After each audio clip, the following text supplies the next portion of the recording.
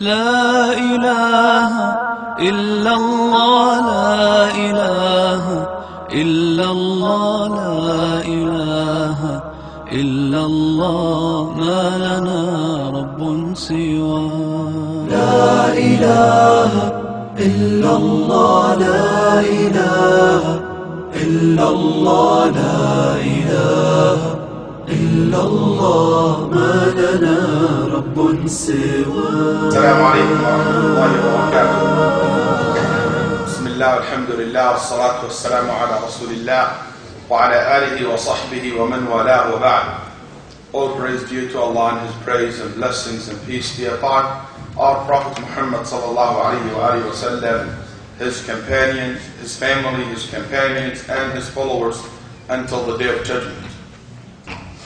My dear brothers and sisters, I would like to say in the beginning, Jazakumullah khair, the people of Windsor, the people of this great masjid, for having me tonight with you.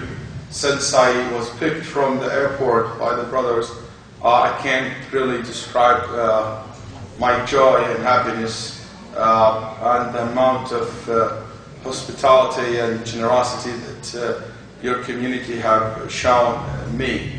And it's really something amazing, and it's something very easy to be recognized and very hard to be forgotten. So, Jazakumullahu khairan.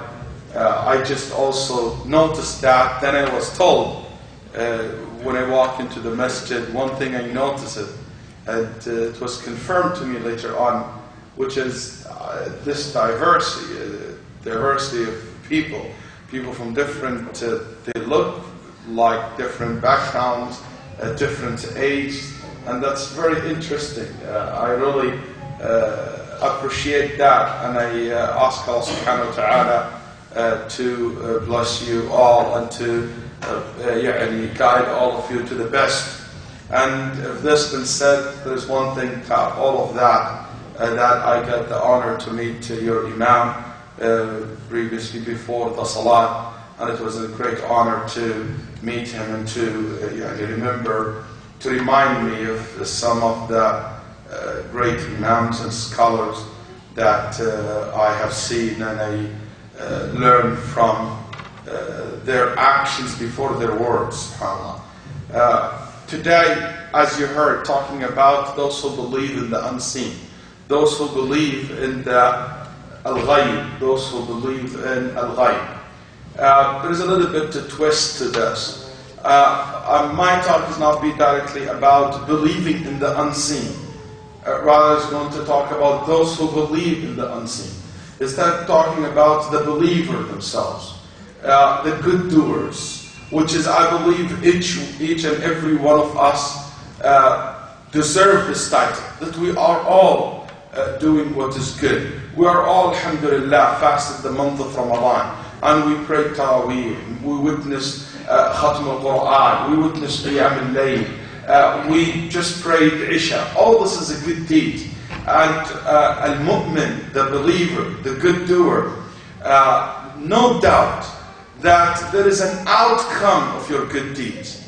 Yes, we heard a lot about the consequences of our sins and how it can affect us personally, can affect our society, impact our community, and impact the whole entire humanity. But guess what? It works also the other way around. As much as you come closer to Allah subhanahu wa ta'ala, as much as you do from the good deeds, believe it or not, there is a great impact of your good deeds on you. The good of the goodness, or the good of the good. That there is a lot of good things happen to you because of your good deeds. And sometimes we realize it, sometimes we connect these together, and sometimes we forget. Tonight, I would like to share with you some of these points that I believe we should remember, we should look for it in ourselves, in our family, in our community, and we always see it in front of us, because that one thing will motivate you to be always better persons. Allah subhanahu wa ta'ala, as He said in Surah Al-Nahl, promised the believers two things. Allah subhanahu wa ta'ala said, أعوذ بالله من الشيطان الرجيم من عمل صالحا من ذكر أو أنثى وهو مؤمن. Those who do good deeds, males or females. وهو مؤمن فلنحيينه حياة طيبة. That Allah subhanahu wa ta'ala promised him that they will live in good. They will live in good. Then, وَلَنَجْزِيَنَّهُمْ أَجْرَهُمْ بِأَحْسَنِ مَا كَانُوا يَعْمَلُونَ. That certainly Allah subhanahu wa ta'ala going to reward them. Reward them when? In the hereafter. According to the good deeds that they have done in this dunya. How the good deeds will lead to good life. To good life.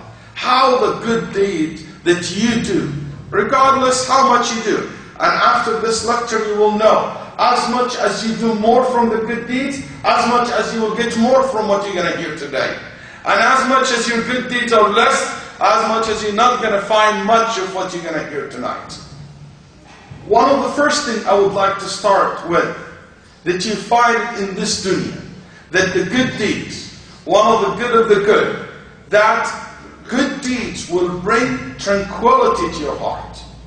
Will let you live in peace with yourself, first of all. It will lead the heart to be in serene and tranquility.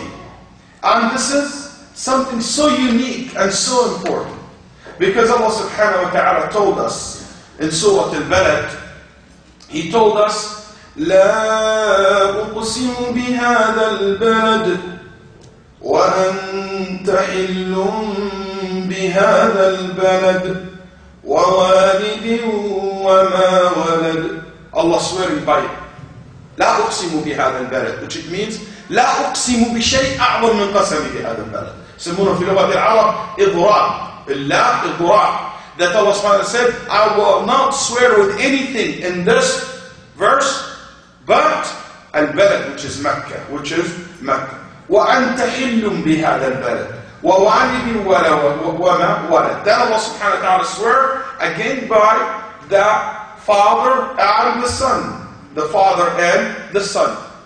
Swear on what? What the point that Allah subhanahu wa ta'ala making it in this verse? لَقَدْ خَلَقْنَا الْإِنسَانَ فِي كَبَدٍ. That Allah created human to live in this life in kabad, which is hardship. Which is that human live in this life, in this dunya, going through struggles and hardship, and going through calamities. That's every humanity. In another verse, Allah subhanahu wa ta'ala said, يَا أَيُّهَا الْإِنسَانُ إِنَّكَ كَادِحٌ إِلَىٰ رَبِّكَ كَدْحًا.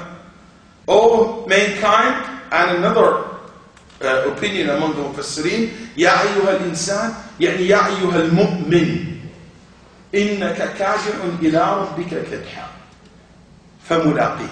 That all believers, or all humanity, you are going to live in this dunya in kadah.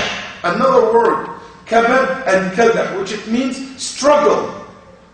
You will find a lot of struggle in this dunya. This worldly life, don't ever think it's going to go smooth, perfect for you. It doesn't work this way.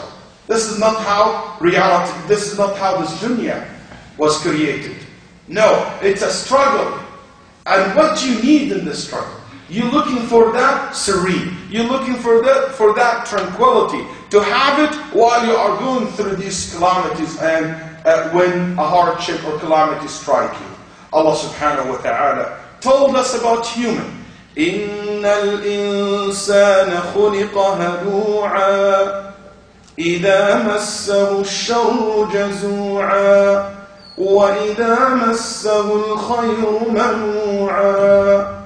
Humans are halua', يعني immediately will be terrified, or immediately will be disturbed. In nothing, it doesn't take much for you to make humans so scared. Have you seen the stock markets? Just what happened? Just some news here and there. There's nothing really happened. But the whole thing's collapsed. Why? Because there is no trust. There's fear. What's drive people? That's the nature of humanity. So, and also whenever you have wealth, you are so tight. And whenever you are poor, you are so frustrated. So, except إِلَّا الْمُصَلِّينَ, except the good doers, the one who prays, the one who are believers, the one who offer the good deeds. Their life is totally different. They see life from a different perspective. يثبت الله الذين آمنوا بالقول الثابت في الحياة الدنيا وفي الآخرة. Allah subhanahu wa ta'ala support the believer in the dunya and in the akhirah. Support the believer in the dunya and the akhirah.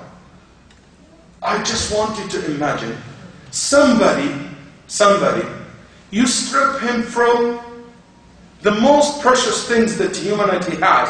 And so many of us don't appreciate that thing because we never really try to live without it. And those who knew how precious this is, they understand exactly the words you're gonna hear it now, which is your freedom. You strip somebody from freedom, locking him up. After meeting people, getting out, going any place that you want, you can't go anywhere. You're locked in a small, tiny hole. And guess what? You were taken away from your family. You were taken away from your friends. You will be isolated from the people that you love and you like. When you see the whole entire world in front of you only in a very small, tiny room. Somebody was thrown in prison. That person was one of the great scholars of Islam. His name is Ahmad ibn Abd al-Harim ibn Taymiyyah al-Harrani rahimahullah wa ghafarallahu lah. This Imam, he was thrown in jail in his time. And when he was thrown in jail, that's a calamity, that's a hardship. How a good doer, how a believer will react to this? When he was entered to the jail, and everybody thought this is terrible, and maybe himself, he was thinking about it, that it will be a terrible thing. But guess what? When the moment he walked into the jail, he recited the verse where Allah subhanahu wa ta'ala said in Surah Al-Hadid, وَضُرِبَ بَيْنَهُمْ بِسُورٍ وَضُرِبَ بَيْنَهُمْ فَضُرِبَ بَيْنَهُمْ بِسُورٍ لَهُ بَابٌ بَاطِنُهُ فِيهِ الرَّحْمَةُ وَظَاهِرُهُ مِنْ قِبَلِهِ الْعَذَابُ. He said, between me and outside the world, like a wall, and he called it the verse, which is Allah subhanahu wa ta'ala said that this wall, from inside mercy, and from outside it is adab, it is suffering. And he said, this is what exactly my cell became. From inside it's mercy, tranquility, so peaceful. It is better than outside. It's much better than outside. Allahu Akbar. Then he said the most famous statement that so many people maybe heard it before. He said, what my enemy can do to me? ماذا يصنع أعدائي بي? My happiness, my joy, my jannah, it is with me inside my heart. They cannot strip that from me. They cannot take it away from me. If they kill me, I will die as a shaheed. If they send me another country, different country, it will be an opportunity to visit new communities and to see another new land. And if they lock me up like what they're doing now, it is khalwa. I will take this opportunity to come closer to Allah subhanahu wa ta'ala. إن المحبوس من حبس عن الله إن المحبوس من حبس عن ربه وإن الأسير من أسره هواه. He said that the one in jail, the one in prison, is the one who is locked up from being connected to Allah subhanahu wa ta'ala. The real prisoner is the one who's been imprisoned by his own desire, by his own shaitan. As his student said, هربوا من الرق الذي خلقوا له فبلوا برق النفس والشيطان. Humans try to run away from being slaves to Allah, and they end up slaves to their own desires and their own shaitan. Anybody run away from being a slave to Allah ends up to be a slave to the shaitan and a slave to his own desire. This student said, وَعَلِمَ اللَّهُ مَا رَأَيْتُ أَحَدًا أَطْيَبَ عَيْشًا منه مع ما كان فيه من ضيق العيش مع ما كان فيه من ضيق العيش وخلاف الرفاهية والنعيم بل على ضدها ومع ما كان فيه من الحبس والتهديد والإرهاق، ومع ذلك كان من أطيب الناس عيشا، وأشرحهم صدرا، وأقواهم قلبا، وأسرهم نفسا. تلوح نظرة النعيم من وجهه. وكنا إذا اشتد بنا الخوف وساءت بنا الظنون وضاقت بنا الأرض بما رحبت أتيناه، فما هو إلا أن نراه ونسمع كلامه فيذهب ذلك كله وينقلب انشراحا وقوة ويقينا وطمأنينة. This student said, whenever we have a problem, imagine he is in jail. This is outside. Whenever we have a problem, whenever we have something so confusing, and we get so confused and we don't know what to do, we go to him to visit him, to talk to him. We come into him very frustrated. Just few words from him, with this big smile and this shining face, which is, you can see the sense of optimism coming out of his face before his words. He said everything changed. We feel so calm by the words, by his words. We go back to our society, to our community, to our family, full of optimism, and we're looking at life in a very bright way. He said, I haven't seen anybody living his life like him. He's so calm. He's so peaceful. He was not rich. He was not living in a very good life. He was always been taken to jail, always been threatened, but always calm, always have this confidence, always have this tranquility in his heart. Why? Because that's what good deeds lead to. Good deeds leads that people loves you. SubhanAllah. Allah subhanahu wa ta'ala said in Surah Maryam, verse 97, إِنَّ الَّذِينَ آمَنُوا وَعَمِلُوا الصَّالِحَاتِ, those who believe and do good deeds, سَيَجْعَلُ لَهُمُ الرَّحْمَنُ وُدًّا, Allah subhanahu wa ta'ala will give them love. Will give them love from Him subhanahu wa ta'ala. And in the hadith al-Sahih, Hadith Jibreel, the famous hadith, that when Allah subhanahu wa ta'ala loves somebody, Allah will tell Jibreel, I love so and so person, so love him. Then Jibreel will call upon the angels. Allah will say, Allah loves so and so, so every angel should love that person.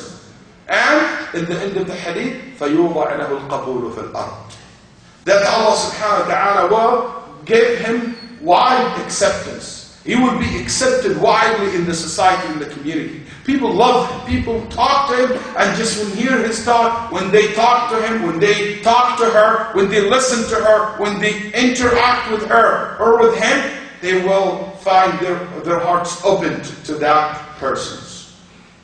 النبي صلى الله عليه وآله وسلم said, ما من مسلم يشهد له ثلاثة إلا وجبت له الجنة. There is no, رواه الترمذي وهو إسناد جيد, that the Nabi sallallahu alaihi wasallam said, if there is a Muslim, three people who all witness, three true believers who will witness that he is among Ahl Jannah, he deserves Jannah. He deserves paradise. He deserves paradise. And Umar radiallahu anhu used this hadith in particular as when he commented on somebody, his janazah, his funeral passed by, then Umar radiallahu anhu, when he heard people talking good about him, he said, this person among Ahl Jannah, and he said, because I heard the Prophet ﷺ said, any person, three people will say that he's among Ahl Jannah, he deserves paradise. That's why the Prophet ﷺ also said, there is no believer who will die.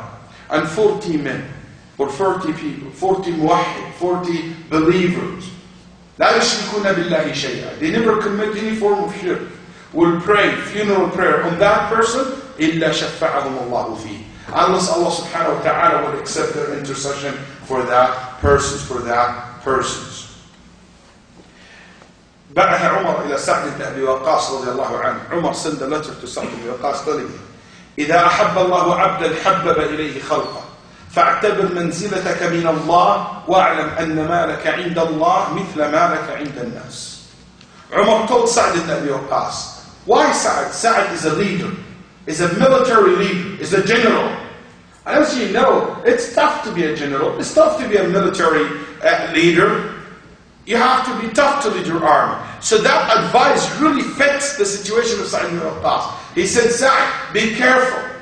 See how much people treat you and look up to you and how much they love you, and that's how Allah subhanahu wa ta'ala, how much Allah subhanahu wa ta'ala loves you as well. Loves you as well.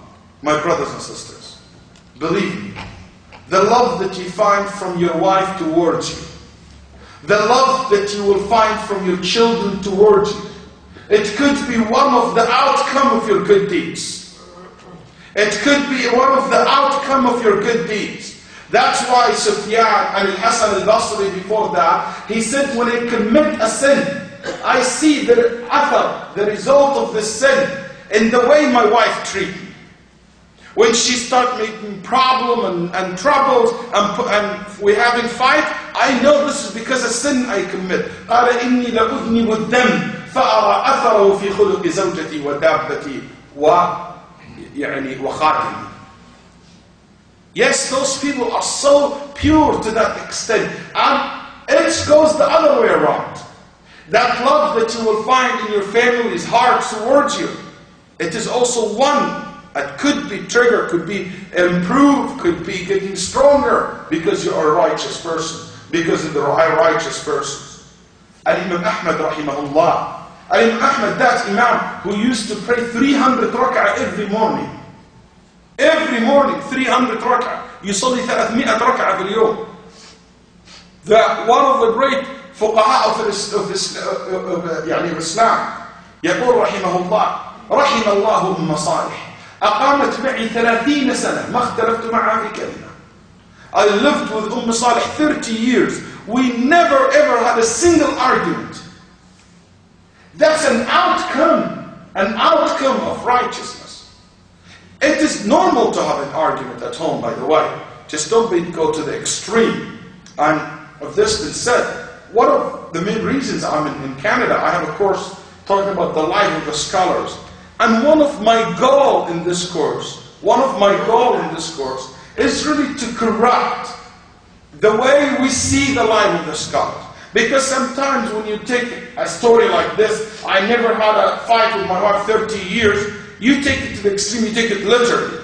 But I'm teaching my students and the brother and sister who come into this course, inshallah, how to be critical and how to have a filtration system when they receive narrations like this, how they understand it correctly. Because you know what? Imam Ahmad is not more righteous than Muhammad ﷺ. And Muhammad ﷺ had fights with his wife. And had argument with his wife. And he will stay for the whole night not talking to each other. And he stayed 30 days not talking to them. Doesn't make him more righteous. That's why you need to understand it in its perspective. The point here that the love that you find in your family towards you, it could be as one of the result of your righteousness. One of your righteousness. You know, one of the good outcome of the good deeds, those who believe in Allah and the unseen, they usually enjoy what you're doing. You enjoy the good deeds. You know when you pray and you don't feel anything, how many times you feel that? Allahu Akbar. And you just find out, Assalamu alaikum wa rahmatullah. Assalamu alaikum wa rahmatullah. What is in between? I don't really remember much of it. I don't really enjoy it. You know, رحم الله يعني الشيخ الإسلام أيضا يقول إذا لم تجد العمل حلاوة في قلبك وانشراحا فاتهمها فإن الرب شكور. يعني أنه لا بد أن يثيب العامل على عمله في الدنيا بحلاوة يجدها في قلبه وقوة انشراح وقرة عين.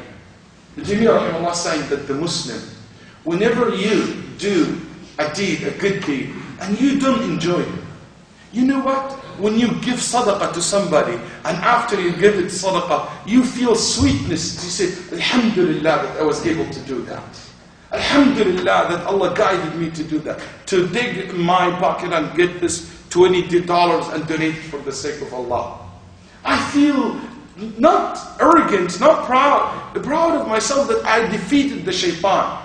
I feel that I came one step closer to Allah subhanahu wa ta'ala. If you don't feel that after the salat, after the good deeds, after any good deeds that you do, Ibn Taymiyyah rahimahullah said, فَعْلَمْ أَنَّ عَمَلَكَ مَدْخُولٌ. You need to know that there is something in your deeds. Either your intention needs to be purified more, or you are not doing it according to the sunnah 100%. There is something here wrong, need to be fixed.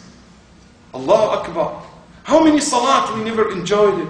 How many good deeds it fast? We do it because it became habit, that we don't feel it anymore. We don't feel the impact of it on us. It's make us feel more closer. I enjoyed it more. Ibn Sirin rahimahullah used to say, Wallahi inni la ajidu li kulli salatin halawa takhtalifu an ghayriha. Each and every salat, this 5 daily prayer, each one, it has its own taste. Yani when I pray dhuhr, I can't wait until the next dhuhr. Not the asr, no, the next dhuhr. Because dhuhr, it has its own taste. Asr, it has its own flavor. Maghrib, it has its own style. Each salat has different taste for me. Why they reach that level? Because they are righteous. That's one of the outcome of your good deeds. You know, one of the outcome, واحدة من حسن الحسنات الغنى الوفير, that you became rich. And I don't mean rich necessarily in a very materialistic way. No. It is being rich, being content, being happy. And that's really al-ghina. You know what ghina in Arabic language means? Al-ghina, asluhu al-istighna. And what's the opposite of rich? Poor. Well, poor in Arabic language, what do we call poor in Arabic language? Anybody knows? Huh? Faqr. Comes from faqir. Al-iftiqar, yani al-ihtiyaj. Al-faqir, it means you need. And you need somebody to help you. That's why all humans are fuqara ila Allah. Ya ayyuhan nasu antumul fuqara'u ila Allah. Wallahu huwal ghaniyyul hamid. All humans are fuqara, poor, because they need Allah. And Allah huwal ghani. He's the most rich, because rich you don't need. If I have money, I don't need you. If I don't have money, I need you. That's what it is.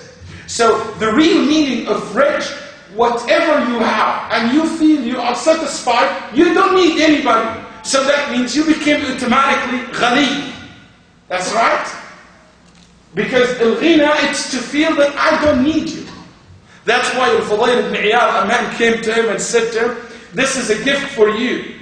He said, I will take it from you only if you are rich. He said, Alhamdulillah, I'm rich. He said, you have money? He said, I have 2,000 dinar, 2,000 pieces of gold. Then Al-Fudayl smiled and he said, وَهَلْ تَأْمَلْ أَن تَكُونَ أَرْبَعَةً? Are you looking forward to make this 2,000, 4,000? He said, of course, absolutely. قَالَ إِذًا أَنْتَ فَقِيرٌ. He said, if you're looking forward to make it 4, you're faqir, because you still need that. No problem, it's not shame to be faqir. But from that, you learn the point that, you know what, you reach to a point to be content, satisfied with what you have. إن الغنى يقول النبي صلى الله عليه وسلم ليس عن كثرة الحرام. Being rich, it doesn't mean that you have so much money. The Prophet Muhammad صلى الله عليه وسلم said, he told us what rich means. ولكن الغنى غنى النفس. Being rich when you are content with what you have. When you feel that you don't need people. When you feel that you don't need people. Being rich, being poor, you know, I always, this is one of the things when I read it, especially in the books of Suluk, they talk about which way is there, to be rich or to be poor. You know what? I really think that debate, which is sometimes come in the form of even beautiful poetries, like this guy, he said, يا عائب الفقر ألا تزدجر عيب الغنى أكبر لو تعتبر. He said, you making fun of poverty, the poor person is much higher than the rich person. The problem with being rich is way more clear than being poor. من شرف الفقر ومن فضله على الغني إن صح من كالنظر. If you want to know how the poor person is much better than the rich person, أنك تعصي الإله كي تنال الغنى وليس تعصي الله كي تفتقر. He said, if you want to be rich, you need to disobey Allah. To steal money, to take money not doesn't belong to you. To be rich, you have to do something haram to be rich. But you don't do haram to be poor. So he said, why poor person is better than rich person. All this argument is not correct. All it does is maybe sounds wow on the first side, but it's not correct. You know why? Because being rich or poor is like being healthy or not healthy. Being born white or dark. Being born with an Arabic tongue or English tongue. Or anything. You know what's really matter? How you will behave when you are poor and how you will behave when you are rich. That's what does matter. It doesn't matter you are rich or poor. It is how you behave if you are rich and how you behave when you are poor. Because you might be poor but kafir, mutawajjir. And you might be rich but shakir, munfiq, muttaqi. That's the right thing. That's why the ulama, the muhaqqiqeen min ahli al-ilm, they said that al-ibrah bil-hal. هذا الغني وحال هذا الفقير وليست في الفقر والغنى في ذاتها. So as much good deeds, being rich in your good deeds, it make your heart content, it will make you satisfied with what Allah subhanahu wa ta'ala provides. No doubt. Good deeds protect the society, the community, the family from being affected with a general punishment. النبي صلى الله عليه وآله وسلم was asked أنهلك وفينا الصالحون. شوف كيف يا أخي يعني الصلاح يمنع الهلاك.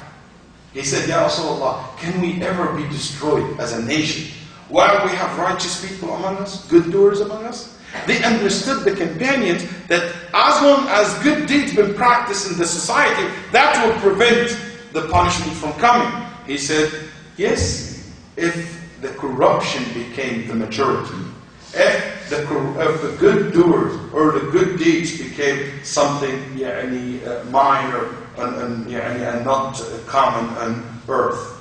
Allah subhanahu wa ta'ala said in Surah Al-Baqarah, in Surah 200, in verse 249, وَلَوْلَا دَفْعُ اللَّهِ النَّاسَ بَعْضَهُمْ بِبَعْضٍ لَفَسَدَتِ الْأَرْضِ.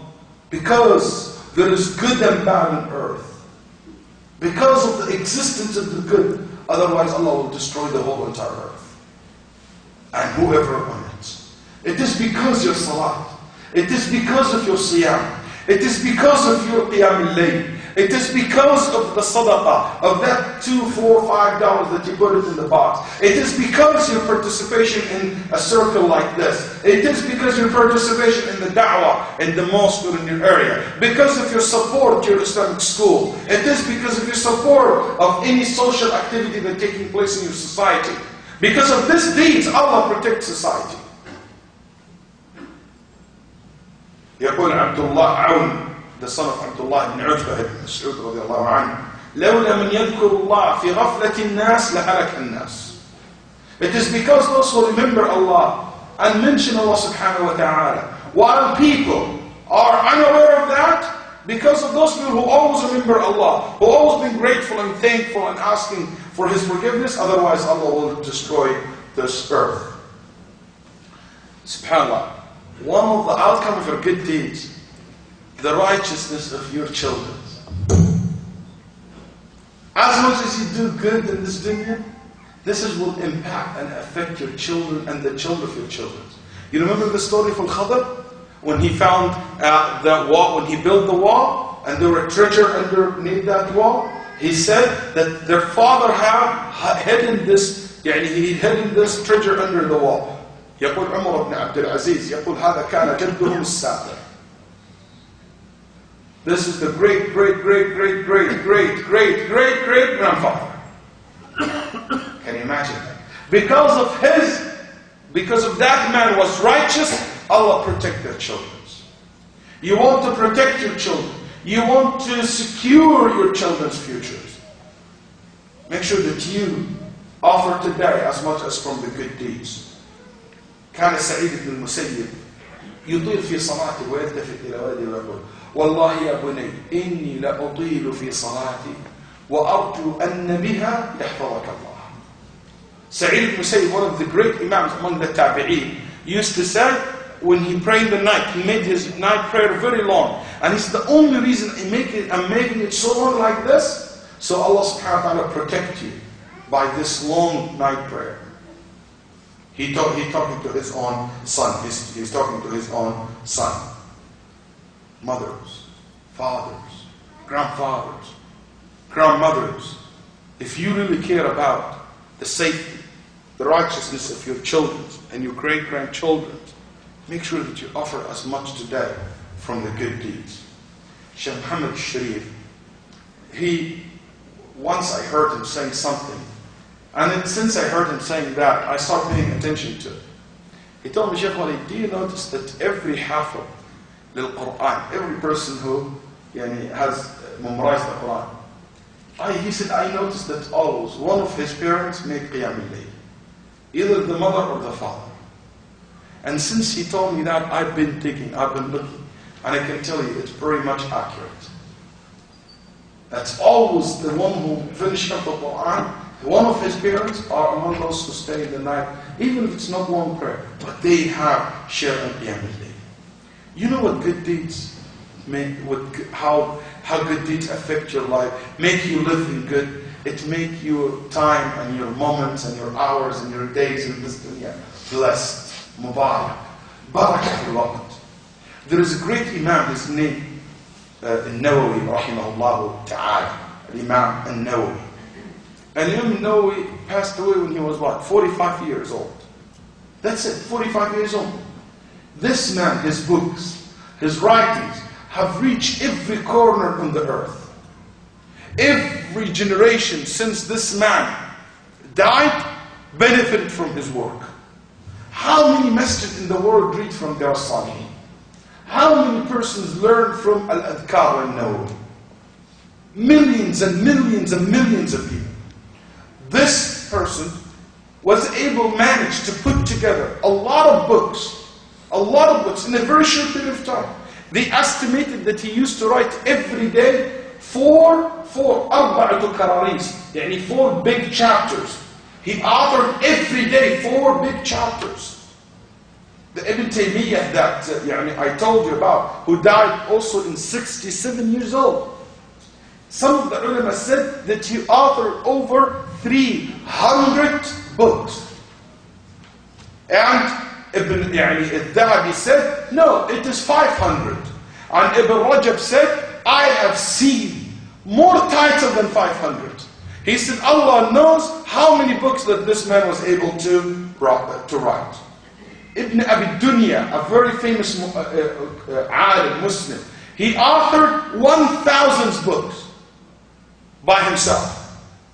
Ibn Asakir, when he wrote the history of Dimashq, or his book in history, Ibn Asakir's book in history, do you know how many volumes?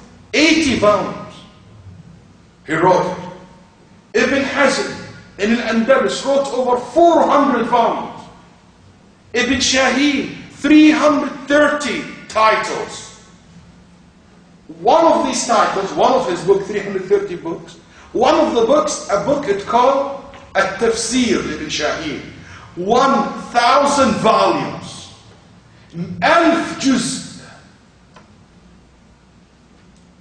And the Musnad was 1,500 a chapter. Allah subhanahu wa ta'ala give barakah in their time. Ibn Qudamah al-Maqdisi used to pray 300 rak'ah every day. And he makes khatm al-Quran every day. Every 24 hours, he makes one khatm al-Quran. Where he get time from? And guess what? Those people, they work, they earn money, and they write book, they teach, they are good to their family, they look after their family. If you want the secret recipe, make sure that you show up in the weekend, inshallah. I'll show you how they used to do that in the course. It's not really advertising, it's up to you. But because it's something, it's not by words, it's something by watching with your own eyes. Their life. You know what? Good deeds always provide you exit when you are in a hardship. Allah subhanahu wa ta'ala said in Surah Talaq, Surah 65, I guess. وَمَنْ يَتَّقِ اللَّهَ يَجْعَلْ لَهُ مَخْرَجًا وَمَنْ يَتَّقِ اللَّهَ يَجْعَلْ لَهُ مَخْرَجًا وَيَرْزُقْهُ مِنْ حَيْثُ لَا يَحْتَسِبُ. Those who have taqwa, Allah will always provide them exit when they are in a hardship and calamity, and will provide them from in a way that they never anticipated. They never anticipated. You know, the Nabi Sallallahu told the story of 3 people enter a cave and a big huge rock blocked the exit. How they were able or managed to exit that cave? Why? How Allah subhanahu wa ta'ala removed that rock? Through their good deeds. Every one of them mentioned one of the good deeds that he did in his life. That's what good deeds lead. Auf ibn Malik al-Ashja'i, which is the one Allah subhanahu wa ta'ala revealed these verses and related to his story. This verses was sent down to Muhammad sallallahu alaihi wasallam after the story of Auf ibn Malik. When the kuffar have taken his son, they taken his son. The pagans in Mecca, they taken his son. So Auf went to Nabi sallallahu alaihi wasallam and he told, Ya Rasulullah, they took my son. What should I do? And Nabi sallallahu alaihi wasallam, he can't fight in that time and to get him back. Then he said, Ista'in bi la hawla wa la quwwata illa billah. Say Allah, la hawla wa la quwwata illa billah. La hawla wa la quwwata. He went back to his wife and he told his wife. She said, what the Prophet said to you? She's waiting for the answer. Then he only told me, say as much as you can, la hawla wa la quwwata illa billah. Allahu Akbar. What do you think his wife, she said? Listen to the believer female, the righteous female, the good doer female. قالت وَنِعْمَ مَا نَصَحَكَ بِهِ رَسُولُ اللَّهِ. Allahu Akbar. The best advice he had given you. Then all of a sudden, their son coming home. All of a sudden, their son coming home. And coming home with what? With 1,000 sheep. Then they said, 400 sheep. 400 sheep. Why? If you are 400 sheep with him. This is what happened. He said, I was one night sitting, and all of a sudden the mushrikeen, those who have taken me, they forgot to tie my hand. And I kept quiet. And we stopped drinking until they got drunk and they slept. So I was able to take all the sheep and they didn't even wake up. And I left the whole thing and I came to Medina. And Allah revealed the verse. وَمَنْ يَتَّقِ اللَّهَ يَجْعَلْ لَهُ مَخْرَجًا. Allah subhanahu wa ta'ala provide exit to them. Abu Muslim al-Khawlani, his wife, she said, take this dirham, and get us flour from the market. That's the only thing we have. He went. And he said, in my way I saw a beggar who cried, asking me by Allah and by all the names of Allah to give him. And I couldn't do anything. I took the dirham and I gave it to him. And I said, my wife gonna make my night hell tonight. And I said, just to keep her busy, I found hay, and I put the bag, fill it up with hay. It looks like half something in it. And I give it to her and I run to the masjid. I don't want to face the problem. At least she calmed down a little bit, you know. He said, I came back and she was she cooked bread. She paid for ready bread. And he said, how did you do that? She said, from the flour that you provided me with. Fabaka, rahimahullah. Then he stopped crying. Allah, he doesn't know where that came from. Allah subhanahu wa ta'ala, he provides and provide exits for you when you have calamity, you have hardship.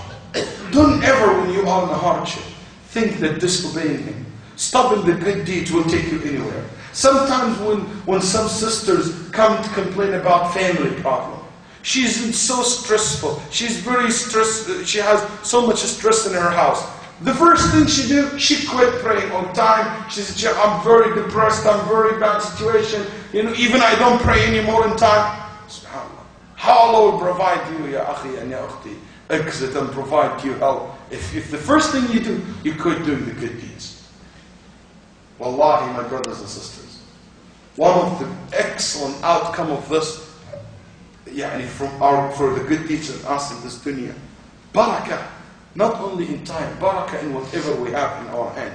Barakah in our children, barakah in our money, barakah in our homes, barakah in our work, barakah in our community. Allah subhanahu wa ta'ala said, وَلَوْ أَنَّ أَهْلَ الْقُرَىٰ آمَنُوا وَاتَّقَوْا لَفَتَحْنَا عَلَيْهِمْ بَرَكَاتٍ مِّنَ السَّمَاءِ من السماء والأرض. Barakat. Do you know what's barakah? Barakah originally comes from the word birka. You know the birka? Birka, where all the water gathered. Like the oasis or a place has a lot of water. When there is a lot of water, there is a lot of good around that water. Because water brings a lot of good. So there's, basically you can plant trees, you can bring animals, there is shade, there is living. There's a lot of barakah. That's why the word comes barakah from. Because it comes originally from the birkatul ma', يعني الخير الكثير الذي اجتمع واستقر. So there is a lot of good will come to you. And this is Allah subhanahu wa ta'ala said, a lot of good will come to you from heavens and earth if people have taqwa, if people have taqwa. Imam Ahmad rahimahullah narrated in the Musnad that in Bani Umayyah, after the time of Umar ibn Aziz, after the Umayyads Khilafah collapsed and the Abbasids came, Abu Ja'far al-Mansur found in one of the chests in the Muslim treasury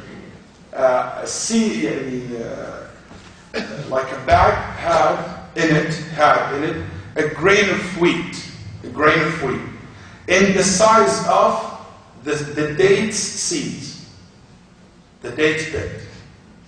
The grain of wheat in the size of the dates seed. That's big. That's a grain of wheat. And in it, written, piece of paper, هكذا كانت الحنطة في زمن العدل. في زمن عمر بن عبد العزيز. They kept this, like, like in museums, they have something, they found and they keep a sample of it, that they said, and written on it, this is how the grain of wheat looks like in the time of Umar ibn Abdul Aziz. In the time of justice. Good deeds make your face shining. Noon fi wajh. Noon. That's why those who make Qiyam al-Layl, their faces always shine. Because in the night, they rather to stay with the noor of samawat wal-ard, with the light, the source of all lights in heaven and earth. And Allah subhanahu wa ta'ala give them from His light. You look good, you look fresh. SubhanAllah, the ulama said an example. If you deal with somebody who's so rich, so powerful in this dunya, don't you think that being close to him, this will impact the way you look? I know some brothers in my own community. They were taken to work with congressmen. And our community. They used to come to my masjid. Young brother, mashallah, in his 20s. Allah, I still remember the way he dressed and after he started working with the congressman after 1 year. Wow. I see this and said, he looked sharp. He looked, he now very clean, The hair is just right, and the suit, and he looked, mashallah, very good. Why? Because he hang out with people, powerful people like that. It's impacted. What happened to you? You became look, mashallah, very strange. But I just want you to imagine those who always with the king of all the kings. With Rabb al-Samawat wal-Ard. How you will look like, ya. If this is how human impact human, so how Allah subhanahu wa ta'ala will make you look like? As much as you come closer to Him, as much as Allah subhanahu wa ta'ala make your face just by looking at you. The Salihin, you can recognize them just from their faces, from looking at them. Ya akhi, whoever leaves anything for the sake of Allah subhanahu wa ta'ala, whoever leaves anything for the sake of Allah subhanahu wa ta'ala, Allah subhanahu wa ta'ala provides him better than that. That's one of the good deeds, is to leave what is haram. If one of our mashayikh said, who used to be a teacher in Al-Azhar, heard this story from his shuyukh as well in Al-Azhar. He said in Al-Azhar there, in the old days, people come from the villages and to study in Al-Azhar and to live there. He said one of the shuyukh had one of the students, a very nice man, but he was very poor and young. One day this young man was walking by the house and he saw the house, the door open. He walked into the house and he found a food, mashallah, fresh bread and butter and cheese and about to eat. Then he said, it's haram for me to eat from this. I am a student of knowledge, coming all the way from the southern of Egypt to Cairo to learn, not to steal. Astaghfirullah. And he went to the halqa and he felt bad that he did that. He said, in the same day, after dhuhr, and a woman came to his chair. She talked to him. And he said, okay. Then he said to this young man, come, I want to talk to you. Are you married? He said, no. He said, I have this woman who came. She has a daughter. She's a widow. And her daughter, she inherited a lot of money for her father. She's looking for a student of knowledge, a person righteous who will take care of her. He said, I don't have any money. He said, don't worry. She will let you live with them. She is only the mother and the daughter. And you marry her and you will basically to be, I know that you're a trustworthy person. Let's go see the girl. And guess what? It is the same house he walked into the morning. He said, Wallahi, it is the same house. I walk, and guess what? When we sit, they provide us with the food that I was almost going to eat from it in haram. And now I got the food, and I got the one who cooked the food. Wallahi, whoever leaves something for Allah, يعوضه الله خيرا منه. My brothers and sisters, Allah subhanahu wa ta'ala says, وَهَلْ جَزَاءُ الْإِحْسَانِ إِلَّا الْإِحْسَانِ هَلْ جَزَاءُ الْإِحْسَانِ إِلَّا الْإِحْسَانِ. If you do good with Allah, do you think He will do anything less than the best to you? No. No. That's why those who have done good in their life, how Allah subhanahu wa ta'ala reward them in the dunya, in their life and after their death. And after them. Look at Abu Bakr, Umar, Ibn al-Khattab, Ibn Mas'ud radiallahu anhu arda. Look at them. How many young boys used to take care of the sheep and the goats in Mecca? How many young boys was in the temple of Prophet doing this job? Hundreds and thousands of them. Do we remember any one of those people? Do we know their names? But every Muslim knows who Abdullah ibn Mas'ud is. That جزاء الإحسان إلا الإحسان. Abu Hanifa wa Malik wa Shafi'i. Tell me if Malik rahimahullah was busy with being businessman, or Shafi'i rahimahullah, or Imam Abu Hanifa. All what he did, you know what, he used to make milk and buttermilk and raw and he sell it. If this is what he will, it opened the biggest factory in his life in that time. What is it? Nobody will remember it. But those people, because of their righteousness, because of their good deeds, Allah subhanahu wa ta'ala made them famous like this. And guess what? Allah guided them to follow the sunnah of the Prophet sallallahu alaihi wasallam in the smallest area and in the biggest area. And Imam Ahmad rahimahullah, one of the things that I cannot take it out of my head, when I remember Imam Ahmad, just to that extent he followed the sunnah of the Prophet. And Imam Ahmad rahimahullah, and one time the ruler was mad at him and he wanted to punish him. He was hiding in one of his students' house. One of his students' house, his name is Ibrahim ibn Hani. He stayed at his house 3 days, then he said, let's move. Then he said, why? He said, because the Nabi sallallahu hide in the ghar 3 nights only. To that extent. Because of that righteousness, Ibn al-Jawzi said, when the flood came to Baghdad, the whole entire cemetery, the bodies was shown, and the water entered to the graves, and it said stayed few meters away from the grave of Imam Ahmad, didn't touch it. And all the people of Baghdad witnessed that. Ali ibn al-Husayn al-Zabidi, one of the judges in Baghdad, his home burned. He said every single thing in my house was burned, except a copy, a chapter from Musnad Imam Ahmad was written by Imam Ahmad rahimahullah, his handwriting. This is the only thing was not burned in my house. Allah saved it. It is a good deed that you see in your grave. يأتيك عملك الصالح, your good deeds come to you in the shape of a good person in your grave, telling you that I'm your good deeds. It looks good, it smells good, give you a good company until the day of judgment comes. Allah subhanahu wa ta'ala told us that al-maut is a very hard thing. Musibatul maut, it's a calamity. But for the believers, al-maut is a different experience. Allah subhanahu wa ta'ala said, إِنَّ الَّذِينَ قَالُوا رَبُّنَا اللَّهُ ثُمَّ اسْتَقَامُوا. Those who said Allah is our Lord, then they stood fast. They did good deeds in dunya. How's their death experience looks like? Allah subhanahu wa ta'ala said, تتنزل عليهم الملائكة ألا تخافوا ولا تحزنوا.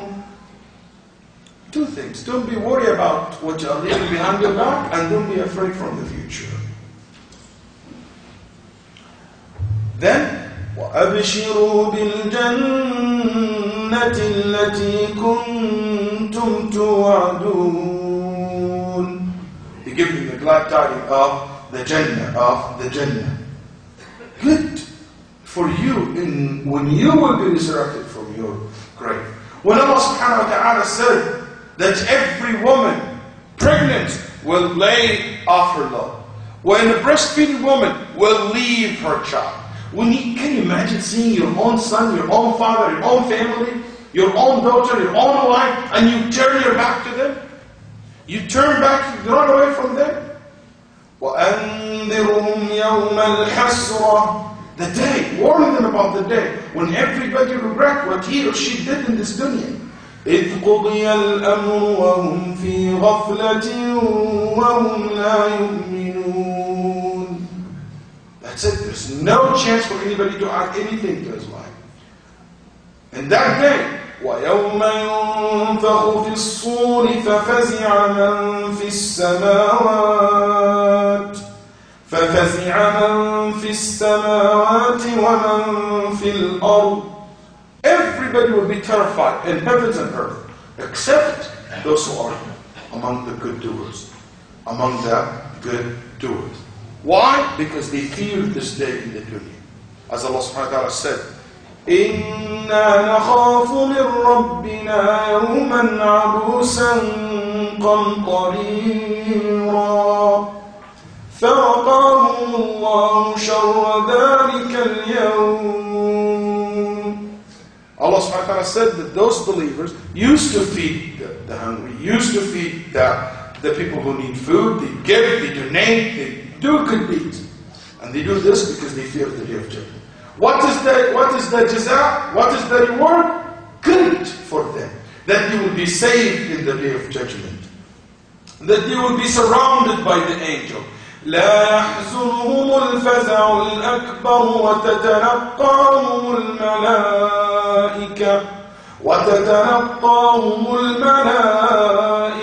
هذا يومكم الذي كنتم توعدون.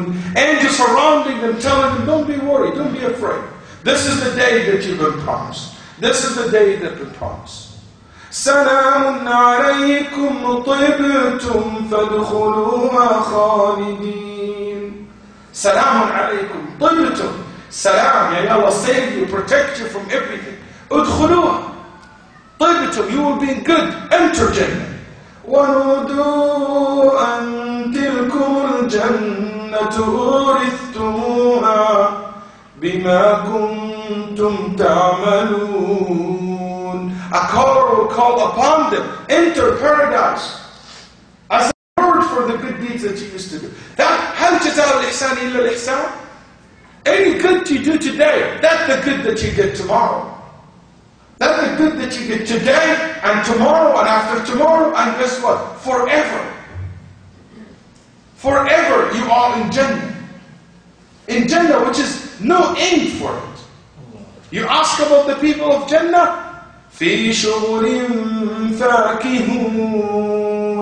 You ask about the people of Jannah, يُسْقَوْنَ مِنْ رَحِيقٍ مَخْتُومٍ. You ask about the people of Jannah, وَعِنْدَهُمْ قَاصِرَاتُ الطَّرْفِ عِينٌ. You ask about the people of Jannah, تَعْرِفُ فِي وُجُوهِهِمْ نَضْرَةَ النَّعِيمِ. You ask about the people of Jannah, فَرِحِينَ بِمَا آتَاهُمُ اللَّهُ مِنْ فَضْلِهِ.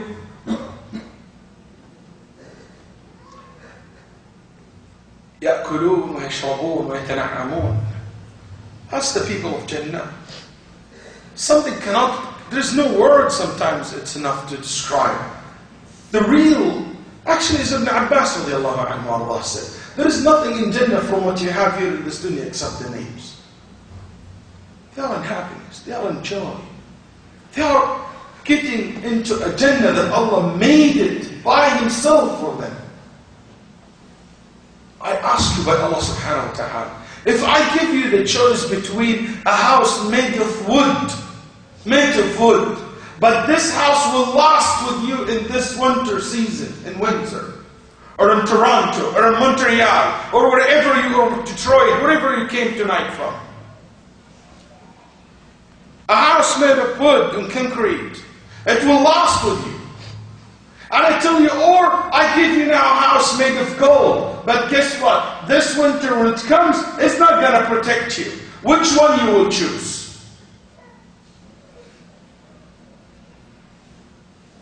The wise person will choose the wood, which will protect him in the winter. So why are we leaving houses made of real good and gold and silver in Jannah? To run after houses made from wood and concrete in dunya. And we know that the one in Jannah will last and the one in dunya will vanish. That's the reality. The good deeds will lead to the good end of this dunya. Will lead to the good end of this dunya, my brothers and sisters. Will lead that you end your life while you are doing something good. While you are pleasing Allah subhanahu wa ta'ala. It ends your life while you are so close to Him subhanahu wa ta'ala. And that's a guarantee that Allah subhanahu wa ta'ala give it to the good doers. That Allah subhanahu wa ta'ala let them end their life while they are doing something good. If they are being sincere. As Ibn Qayyim ibn Ashbir, he said, وَلَا يُعْرَفْ وَقَدْ مَضَتْ عَادَهُ اللَّهِ الْكَرِيمَ أَنَّ مَنْ صَلَحَ ظَاهِرُهُ وَبَاطِنُهُ أَنَّ اللَّهَ يَحْسِنُ خَاتِمَتَهُ. Allah always with those who are good, but not only outside and inside. They are not as Shaitan's worst enemy in public and they are his best friend in secret. No, not talking about those. May Allah protect all of us.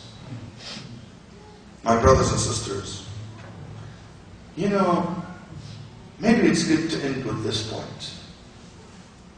One of the good outcome of the good deeds, واحد من أحلى حسن الحسنات.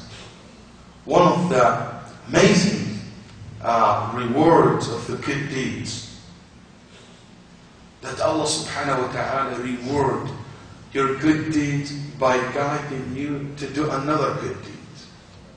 Allahu Akbar. As much as you do good, Allah allowed you to make more good. That's why they said if you see somebody doing good deeds in the day, you have to know that he's been doing good in the night. And that's why if you understand this, you know how can you earn the good deeds. How can you earn the good deeds? If you want to enjoy قيام الليل and the night, إذا كنت تريد الاستمتاع بقيام الليل في ليلك هذا الطويل فقدم بين يدي الليل في النهار صدقات وأعمال صالحة. If you want Allah to reward you by allowing you to make qiyam al-layl, make sure that you offer good deeds during the day so you enjoy the night. You want to enjoy the khushu'? You want to enjoy khushu' in your salat, concentration? You can fully understand the salat? You want to earn this? This is a good deed to have khushu' in the salat. If you want to earn it, offer something else. Offer that you pray the salat according to the sunnah of the Prophet ﷺ. صلي كما صلى النبي صلى الله عليه وسلم يكون جزاءك من الله أن تخشع في الصلاة. حسنة الاقتداء بالنبي صلى الله عليه وسلم تأتي بحسنة الخشوع في الصلاة. The good deeds of following the Prophet صلى الله عليه وسلم in the salah will lead to the good deeds of the khushu'. You want to enjoy reciting Quran and memorizing the Quran? I tell you, offer the good deeds of lowering your gaze. Offer the good deeds of protecting your eyes from seeing what is haram in the daytime. And I guarantee you, when you look at the mushaf, the verses will totally look different. You want to enjoy listening to the Quran? Protect your ear. Offer the good deeds, which is avoiding listening to what is haram. You want to have khushu' in the salat when you come to the masjid? Offer the good deeds by coming a little bit earlier. And make 2 rak'ah before the salat. And see how the salat will look like. You want to know the knowledge and to understand the knowledge and to understand the fiqh in the deen. Make sure that you remember Allah subhanahu wa ta'ala in the day and the night. حافظ على الأذكار. تأتيك حسنة العلم وحسنة الفهم وحسنة الفقه. My brothers and sisters, whenever you look at it from this perspective, your whole concept, the whole concept of the good deeds will turn to be something there's no end for it. There's no end for it. There's no, in Islam we have minimum, but we don't have a max. The maximum that you don't cross the sunnah, you don't practice bid'ah. You don't worship Allah subhanahu wa ta'ala based on your hawa or your desire. But in Nabi sallallahu have opened the door for us where there is no limit for it. Because the jannah is so huge. Because the reward in jannah, there is no limit for it. And as much as you do today, as much as you earn from what you heard tonight, and more, may Allah subhanahu wa ta'ala make us among Ahlul Salah, make us among those who listen to the speech and to follow the best of it. اللهم صل على محمد وعلى آل محمد كما صليت على إبراهيم وعلى آل إبراهيم وبارك على محمد وعلى آل محمد كما باركت على إبراهيم وآله إنك حميد مجيد وجزاكم الله خيرا. I just want to say something about the course that I would love to see. I would love to do this course in Windsor, but unfortunately I will not be able to do that. I have to choose one place in Canada due to my schedule. I would like to tell you a little bit about what I'm going to be teaching this weekend. This is my 5th course, my 5th time to teach this course. And Allah subhanahu wa ta'ala is my witness that I haven't filled yet enough of this course. And whenever I'm preparing it, every time, like the brothers in Toronto tell me, we are excited about the course. We have 400 people or 500 people, and the same thing in last week in New York. I challenge them, I tell them this. Wallahi, if you put all your excitement in one side of the scale, and you put my excitement about this course in the other scale, mine is way more than yours altogether. And I challenge you. Why? Because I really love this, specifically this course. Why? Because it's talking about the life of the ulama. Imam Abu Hanifa rahimahullah used to say, قال والله إن التأمل في سير الصالحين أحب إلي من التأمل فيما كتبوا بها الفقه. Studying and learning about the life of the scholars is more beloved to me sometimes than learning the fiqh that they have said or wrote. Absolutely. Because this is something every Muslim should learn from. Imam Ahmad rahimahullah, 5,000 attend his class. 400 write the hadith. And the rest, they learn from his manners, from his sense, from his adab. يقول الذهبي رحمه الله تعالى. يعني العلماء were not one of the things that really, one of the conclusion, one of the point I try to stress in this course a lot, to show you another perspective to the scholar. The scholars, first as a human, how they made a change on the people around them. يعني when you read about somebody, his name Abdul Malik ibn Abjar, Abdul Malik ibn Abjar in Al-Kufa. He's not one of them I'm going to talk about, but maybe in future. They used to say in Al-Kufa, in Al-Waleed ibn Basyouni said that his father, Abdul Malik, sent him when he was a kid. His father told him, go study under Abdul Malik ibn Abjar.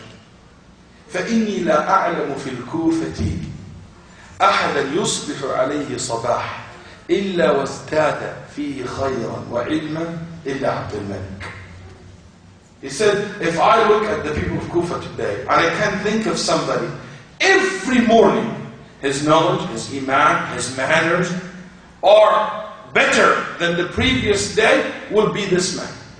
Yani every day he increased. Every day he goes one level higher. Like, what he's going to learn from Abdul Malik ibn Abjar? I was looking forward to see what kind of ilm he's going to teach. Listen to the father advising his son. قال يا بني فتعلم من توقيه للكلام فإني لا أعلم أحدا أحرز للسانه منه. الله أكبر. He said, I want you to learn from this shaykh how he avoided talking about things which it doesn't concern him. I don't know anybody in Kufa have control over his tongue like this man. That's what I teach in my course. That's what I want you to know about the scholars. That's what I want to expose to you by coming and looking and studying and seeing how those people have so self-control over themselves, how so much effect over the people that are around them, and so much impact in the society that they lived in. And to be able to see this not only through one period or 100 years in Islam, it is actually from 200 Hijri all the way to 1400 Hijri, taking you all the way from Spain all the way to India.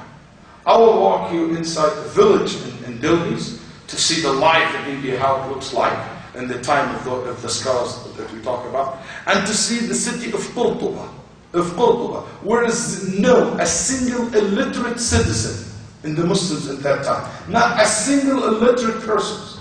100% of the population in Qurtuba in that time, they know how to write and to read. Unbelievable society. Then to go through Egypt, Al-Basra, Samarkand, males, females, the good and the bad and the ugly in our history as well. But through the life of those individuals.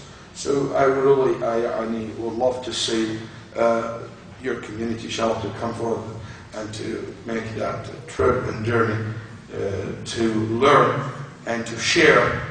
Basically, since I've been teaching this class, I always tell the brothers and sisters that the amount of information. One thing makes me so excited because I don't preach in this class as much as we discuss things together as a group. So that's why every class has its own flavor, because a lot of good feedback basically I get from the brothers and sisters who participate. I have a son and he's thinking about going, encourage him, join him.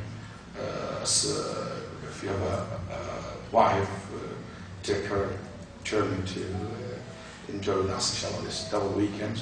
May Allah subhanahu wa ta'ala to protect all of you. اللهم اجعل هذا المسجد مباركا عامرا. اللهم وفق اهله لكل خير.